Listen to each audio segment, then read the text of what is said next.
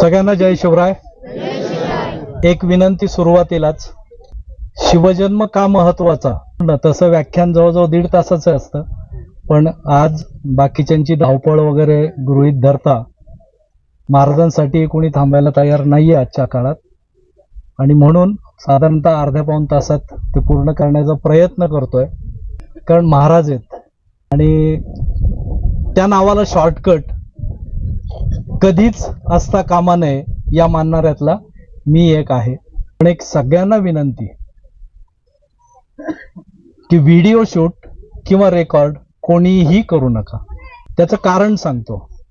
प्रत्येकाने तो शिवजन्म या ठिकाणी येऊन ऐकावा अशी मनोमन इच्छा आहे, आणि म्हणून सन 2011 पासून कोणालाही शिवजन्म शूट करण्याला अलाउ केलेलं नाही।